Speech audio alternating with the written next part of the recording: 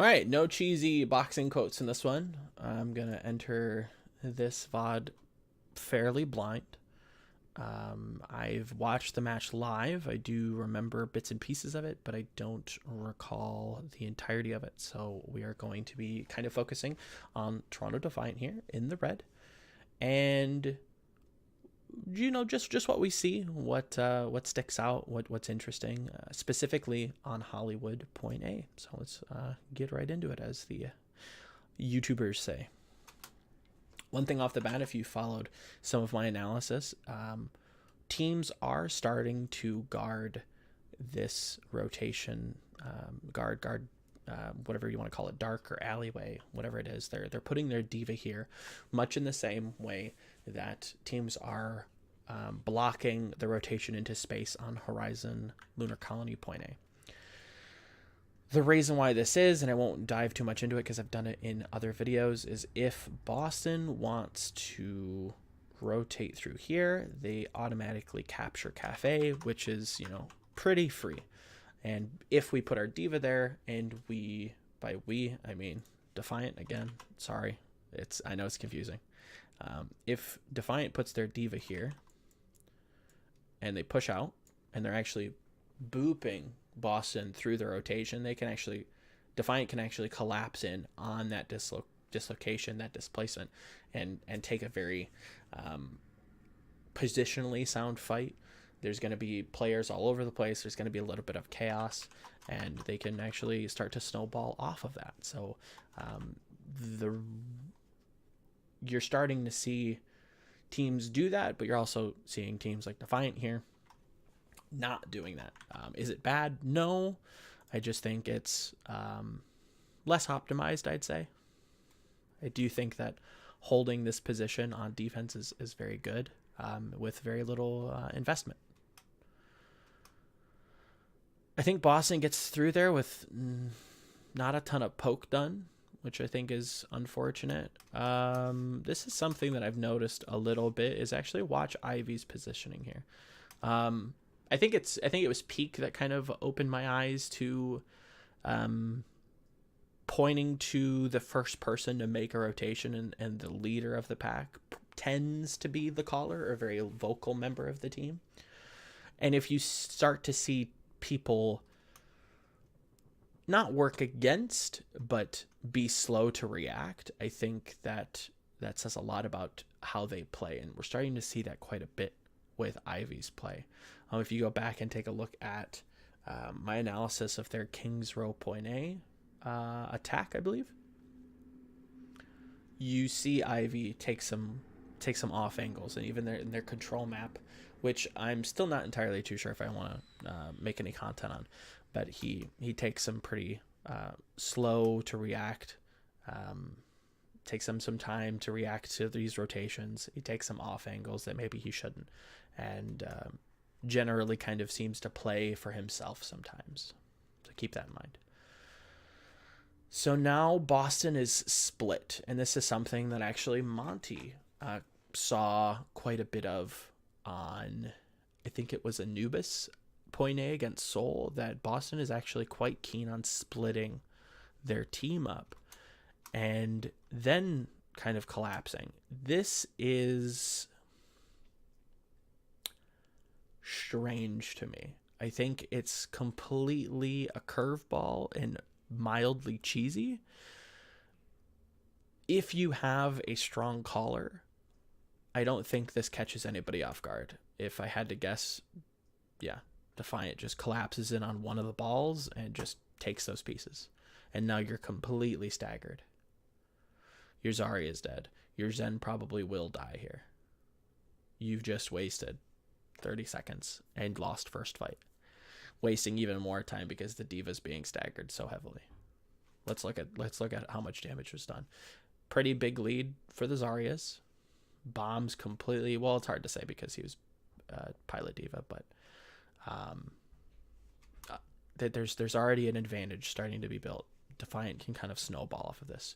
If they take a very slow fight, they're going to start to be able to build a ton of ultimates to be able to fight into this. So let's see next push. See how this works.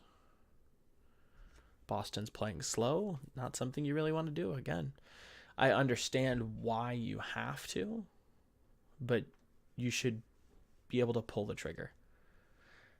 Still, I think that Defiant could have done a little bit more poke in here as the rotation is happening.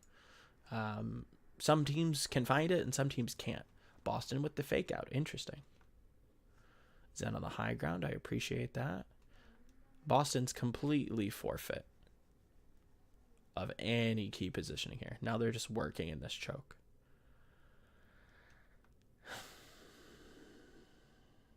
Good rotation for Ivy here. If they're going to push through the choke, now we have double high ground. We have point control.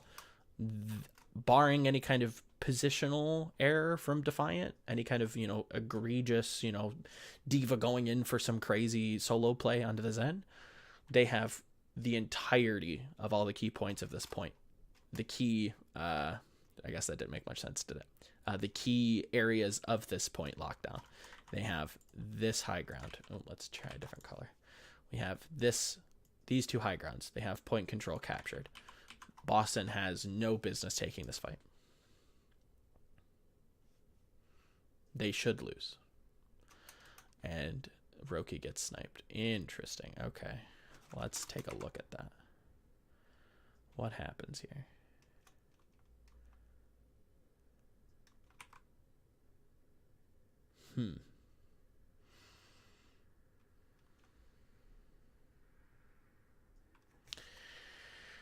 What's Stellar doing?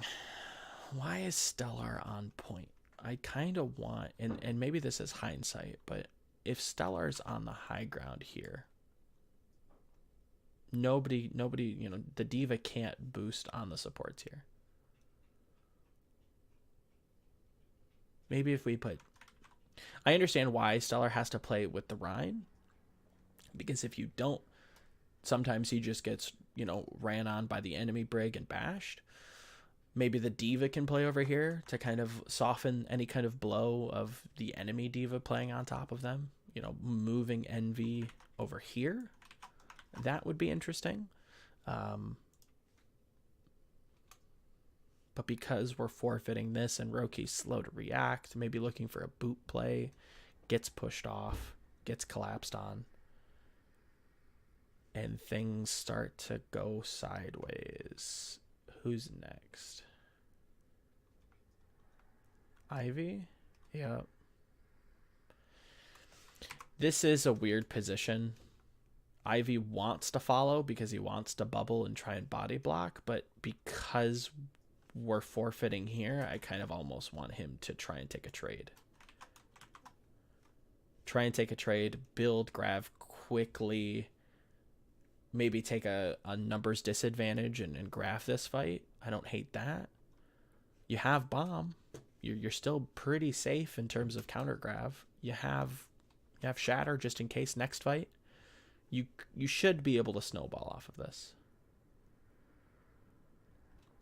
I think Defiant could have looked for a bomb shatter play there as well, because Boston are in the process of pushing. You could probably look for some sort of bomb in the air if the Rhine shield turns around. If Boston's Rhine turns around, you can shatter him, or if they don't turn around, they get bombed. But we're shattering. There's really no follow-up for Defiant to kind of act on. Your damage sources are kind of mitigated by positioning. Oh, did I turn down the speed? Okay, good. The shatter has no damage to be followed up on. So like our Zen is over here. There's no way that he can hit these two targets. Our Zarya is dead. Our D.Va kind of is playing the off angle here.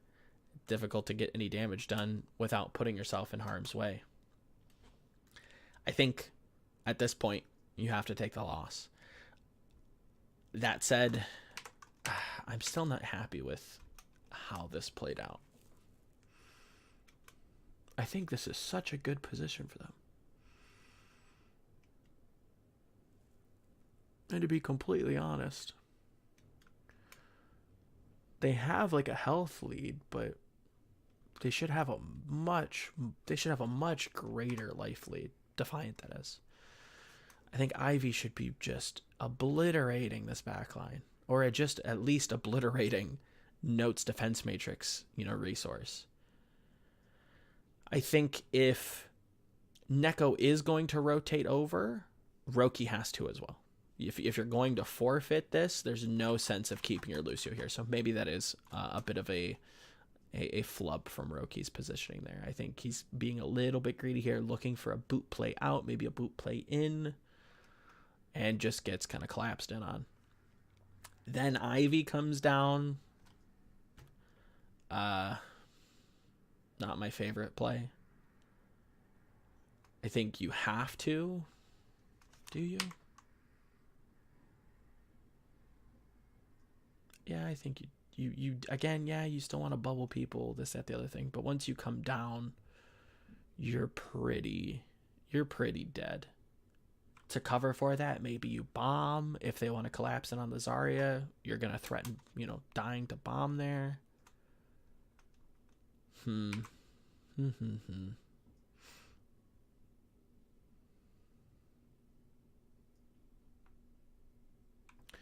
I mean, if you do throw bomb here, like Roki dies, Envy throws bomb here, right? Just kind of chucks it up, throws bomb here.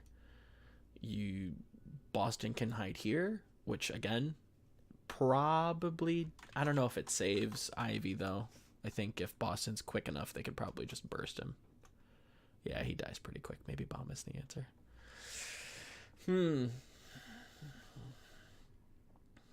I think it does come down to once Neko rotates off of Cafe, Roki has to follow him.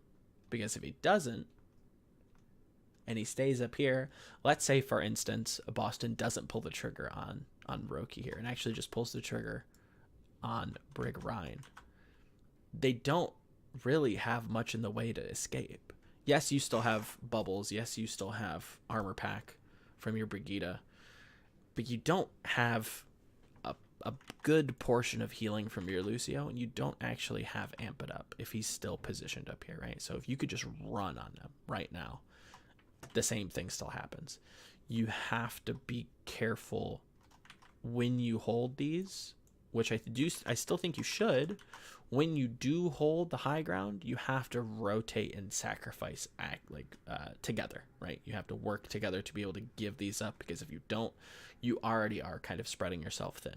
Again, I do think it's important that you do hold these high grounds, but if they are going to play aggressive and push in for point control, and you don't have a considerable life lead to be able to say, okay, you have no business pushing us on point, we're just going to brute force and win this, you have to then either rotate down, whichever high ground you want to forfeit. Usually it's probably Cafe because it's the most easily accessible for Boston. You have to rotate together. You have to rotate back into the clump, abuse this high ground, let Ivy farm. He farms Grav. These four play passively, rotate back, Grav point, take the Grav mismatch. Should win. You have Grav bomb. They have trance. Again, you're baiting their trance out there. Again, fight probably looks like this. Let's back up. The way that I'm envisioning the fight happening, right? Neko rotates down. Roki follows. These four go here. Ivy builds Grav. He grabs point. Aim God transes. Envy throws bomb. 4 push in. Bash Rhine, charge Rhine, whatever you want to do. Boop. However you want to set up your Grav bomb combos. Enough of a team wipe. Fight ends. You can go next, right? You have shatter advantage, probably, more than likely. You still have, enough time to be able to continue pushing a snowball. But when you don't rotate correctly with your team, things can fall apart. Again, I think beautiful setup for Toronto. Beautiful setup. Once things go off the plan, that's when they seem to kind of fall awry. They capture both high grounds. They have point control. Beautiful, beautiful. Oh, shoot. tiny flub in error, tiny positional error. Now we're throwing out alts left and right, and we're not in the hole, but our Zarya advantage is completely gone. We're down Rhine Shatter. We're completely even on everything else now. An advantage quickly turned into I would say a massive advantage, completely turned into an even fight because of one small rotational play from a Lucio. But I think that's point A, so I won't ramble too much on too much longer.